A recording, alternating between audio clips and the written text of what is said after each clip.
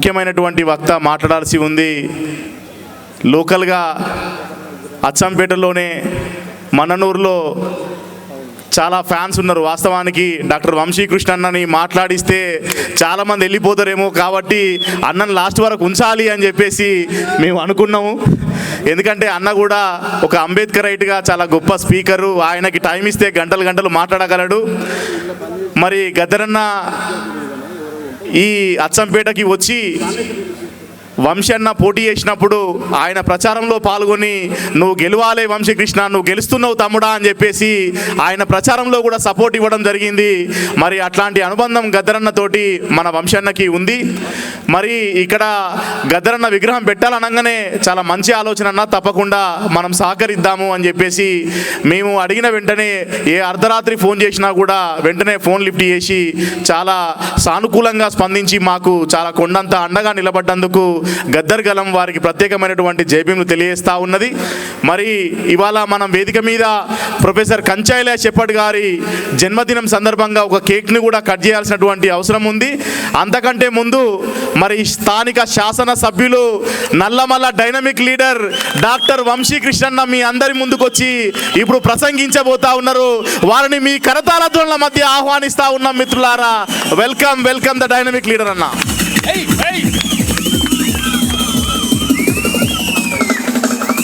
ఇవాళ ఒక శుభదినం. ఒకటి,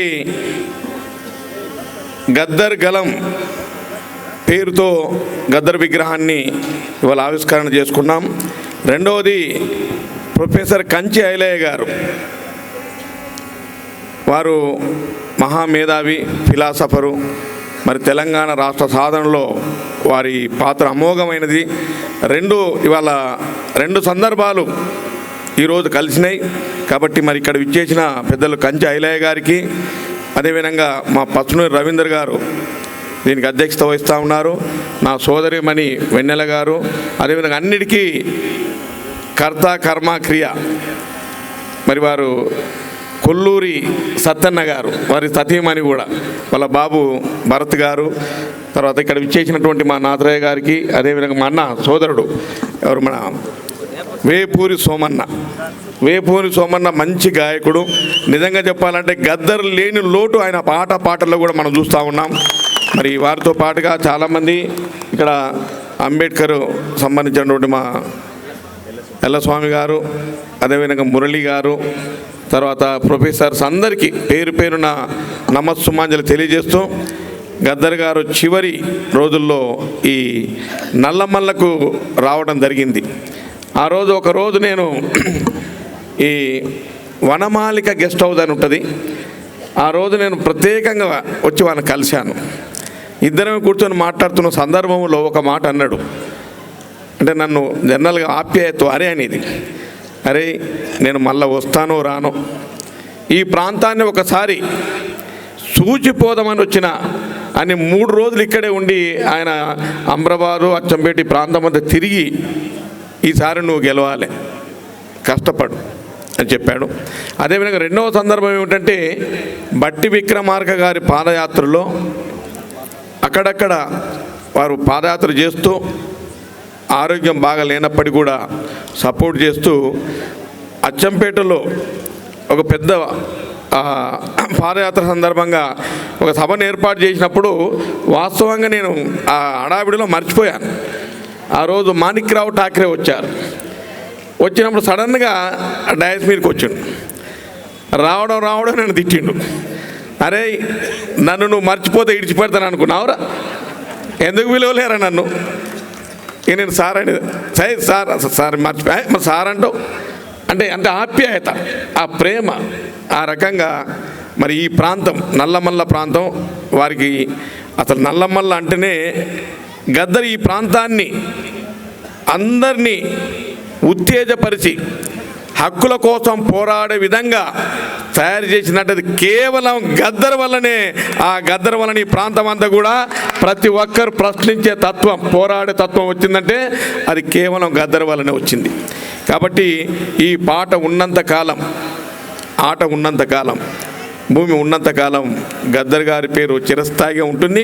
నేను ఇంతకుముందు మన వాళ్ళు చెప్పారు, ఎవరు కంచె ఐలయ్య గారు, ప్రతి ఎమ్మెల్యే కాంగ్రెస్ పార్టీ ఎమ్మెల్యే విగ్రహాలు పెట్టాలని అన్నారు. మాకు ఆలోచన ఉంది సార్. ఆల్రెడీ అచ్చంపేటలో స్టార్ట్ చేశాము. నేను ఈ ప్రాంతంలో అంబేద్కర్ విగ్రహాలన్నీ ఎక్కువ పెట్టింది నేనే సార్. ఎమ్మెల్యే కాకముందే దాదాపుగా 28 విగ్రహాలు పెట్టాం. ఒక అమరావతి మండలంలో 12 విగ్రహాలు నేను ఇప్పించాను సార్. గద్దర్ గారి విగ్రహాలు కూడా ఎక్కడ వీలుంటే అక్కడ నా వంతు సహాయ సహకారాలు గద్దర్ విగ్రహాలు పెట్టడానికి సిద్ధంగా ఉన్నామని కూడా మనవి చేస్తూ, ఇప్పుడు దీని తర్వాత నెక్స్ట్ అచ్చంపేట టౌన్లో ఆల్రెడీ స్టార్ట్ చేశాం. ఆ రోజు కూడా మీరు రావాలి సార్ చీఫ్ గెస్ట్గా. కాబట్టి ఇవాళ నిజంగా ఈ తెలంగాణ రాష్ట్ర సాధన కోసం మొట్టమొదటి వ్యక్తి గద్దరే. కంచె ఐలయ్య గారు ఏదైతే పెద్దలు చెప్పారో అది 100% కరెక్ట్. ఆ పాట, ఆ గలము, యాస అవన్నీ కూడా ప్రజలను ఉర్రూతలూగించి చైతన్యవంతులను చేసి ఆ పాట ద్వారా తెలంగాణ మూమెంట్ను ఒక రేంజ్లో నడిపినటువంటి గొప్ప ప్రజాకవి, ప్రజా యుద్ధ నౌకే గద్దర్. కాబట్టి గద్దర్ నుంచి మనం ఆ బొమ్మను ఎందుకు పెట్టుకున్నాం, ఆ విగ్రహాన్ని ఎందుకు పెట్టుకున్నాం అంటే, ఆ విగ్రహం చూసినప్పుడల్లా గద్దర్ మనకిచ్చిన సందేశం ఏమిటి, గద్దర్ వల్ల మనం ఏమి నేర్చుకున్నాం, మనల్ని ప్రశ్నించే తత్వం, పోరాడే తత్వం, ఎక్కడ అన్యాయం చేసినా కానీ, ఎక్కడ అన్యాయం జరిగినా కానీ ఎదురించే తత్వాన్ని అలవాటు చేసుకోవాలని ఆ విగ్రహం మనకు ఇండైరెక్ట్ చెప్తుంది. మరి ఎక్కడ అంబేద్కర్ విగ్రహం కానీ, గద్దర్ విగ్రహం కానీ, ఇక ఇతర మేధావుల విగ్రహం ఎక్కడ పెట్టినా ఆ విగ్రహం వల్ల మనం నేర్చుకోవాల్సినది ఏముంది, ఇదొకటైతే. రెండవది, భావి తరాలకు గద్దర్ అంటే ఎట్లా ఉండే, ఏం చేసింది అనేది రాబోయే కాలంలో మరి హై స్కూల్లో పాఠ్యాంశంగా కూడా రాబోతా ఉంది. అన్నిటికి మించి గౌరవ ముఖ్యమంత్రి గారు నల్లమల్ల ముద్దుబిడ్డ, ఆయన ఇక్కడ పుట్టినవాడు సార్, పెద్దలు రేవంత్ రెడ్డి గారు. ఆ రోజు చనిపోయినప్పుడు నేను, డాక్టర్ మల్లు రవి గారు మాకంతా ఫోన్ చేసి వెంటనే పిలిచారు. నేను అక్కడే ఆ రోజు కూడా ఉన్నాను సార్. అందరికీ ఫోన్ చేసి పిలిపియమని పెద్దలు రేవంత్ రెడ్డి గారు నాకు పక్కన పిలిచి, అందరిని పిలిపియండి, మీ నల్లమల్లకి అవినాభావ సంబంధం ఉంది గద్దర్తో అని చెప్తే చాలామంది ఇక్కడ నుంచి వేలాది మందిగా అక్కడ తరలి వెళ్ళాం. అదేవిధంగా ఈ ప్రాంతం గద్దర్కు 1992లో నేను అప్పుడు అవసర్జన చేస్తూ ఉన్నాను సార్. ఇక్కడ పెద్ద మీటింగ్, ఇక్కడ తర్వాత ఎక్కడ అచ్చంపేటలో ఆ రోజు ఫైరింగ్ అయింది, ఒకరిద్దరు చనిపోవడం కూడా జరిగింది. కాబట్టి నేను అప్పుడు చిన్నపిల్ల అంటే స్టూడెంట్ అప్పటికి, అవసర్జన అప్పుడు చేస్తుంటే ఆ మీటింగ్లో ఉన్నా నేను. అంటే నేను వాస్తవంగా లెఫ్టిస్ట్ని కానీ భావాలని లెఫ్టిస్ట్లే. అంటే ఎక్కడ అన్యాయం జరిగినా, ఎవరికి ఇబ్బంది ఉన్నా స్పందించేటువంటి ఆ గుణం చిన్నప్పటి నుంచి వచ్చింది. ఇక వారు గద్దర్ గారి పాటలు అవన్నీ చదివేది నేను జనరల్గా ఎప్పుడైనా రిలాక్స్ కావాలంటే వారి పాటలు వింటుంటాను నేను.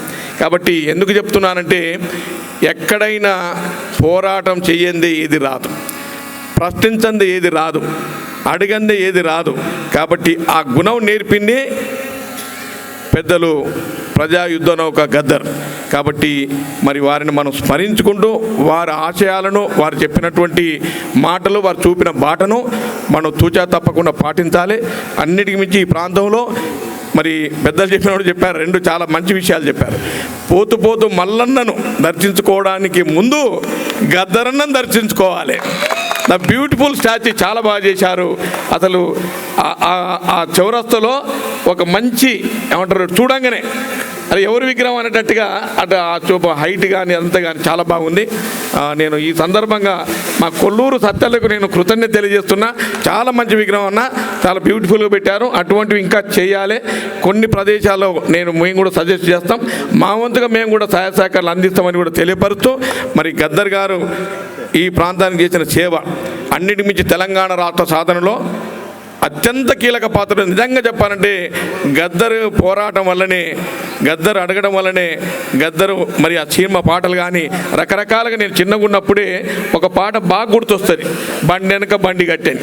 అది ఫస్ట్ పాట అనుకుంటా, బండి వెనక బండి కట్టి. అదొకటి, ఇది ఇప్పుడు పాడిన దోరేంద్ర ఇప్పుడు అదేది ఉంది కదా, ఆ పాటలు ఇవన్నీ కూడా ఊరు మనదిరో, ఇవన్నీ బ్యూటిఫుల్ సాంగ్స్. వాళ్ళ తల్లి మీద చిన్నబోయి కూర్చున్న లచ్చువమ్మ. ఎందుకంటే ప్రతి వ్యక్తికి, చదువు రానోళ్ళకు కూడా అర్థమవుతుంది. అంటే మంచి భాష, అంటే చదువు వచ్చినా రాకపోయినా అర్థమయ్యే భాషలో, గ్రామీణ ప్రాంతాల్లో అట్రాక్ట్ అయ్యే భాషలో గద్దర్ గారు పాడిన పాటలు భూమి ఉన్నంతకాలం ఉంటుంది. మరీ ముఖ్యంగా మా నల్లమల్ల ప్రాంతం గద్దర్ గారికి రుణపడి ఉన్నాం. తప్పకుండా రాబోయే కాలంలో మేమందరం కూడా వారి రుణాన్ని, వాళ్ళ విగ్రహాలు పెట్టి, వాళ్ళ సాహిత్యాన్ని, అవసరం ఉంటే లైబ్రరీలు కూడా ఏర్పాటు చేసి గద్దర్ గారి పాటలు, ఆయన ఒక పాటే కాదు 3 ఉంటాయి. Writer, singer and actor. ఈ 3 క్వాలిటీస్ ఉంటే చాలా తక్కువ మందికి ఉంటుంది. రాస్తాడు, పాడతాడు, ఆడతాడు. అంటే ఈ 3 క్వాలిటీస్ ఉన్నటువంటి మరి ఈ తెలంగాణ ప్రాంతంలో, అంటే తెలంగాణ ఒకటే కాదు, ఉమ్మడి రాష్ట్రం, దేశం భారతదేశంలోనే గొప్ప ప్రజా ఆదరణ పొందినటువంటి ప్రజాకవి, ప్రజా యుద్ధ నౌక వారిని సందర్భంగా మనం స్మరించుకుంటూ, అన్నిటికి మించి నేను ఈ కళాకారులను మా వేపూరు సోమన్న కానీ, మురళి కానీ, మా లక్ష్మీనారాయణ చాలామంది ఉన్నారు ఈ ప్రాంతంలో. ఈ నల్లమల్ల ప్రాంతంలో కళాకారుల కొదవలేదు. వారికి నా విజ్ఞప్తి ఏమిటంటే, ఎక్కడ మీరు ఏ ప్రోగ్రాం చేసినా ప్రజలను ఒక పోరాటం వైపు మళ్ళించేటువంటి గద్దర్ పాటను తప్పకుండా పాడాలని కూడా నేను సవినయంగా మనం చేస్తూ, వారి పాటలను పుస్తక రూపంలో, సీడీల రూపంలో, అదేవిధంగా లైబ్రరీ పెట్టినప్పుడు అక్కడ లైబ్రరీ గద్దర్ గారి జీవిత చరిత్ర, వారు వాడిన పాటలు అవన్నీ కూడా ప్రజలకు అందుబాటులో తేవాలని కూడా అందరికీ కోరుకుంటూ, మరి అవకాశం ఇచ్చినందుకు అన్నిటికి మించి ఇంత సమయం దాదాపుగా 9:30 అవుతుంది.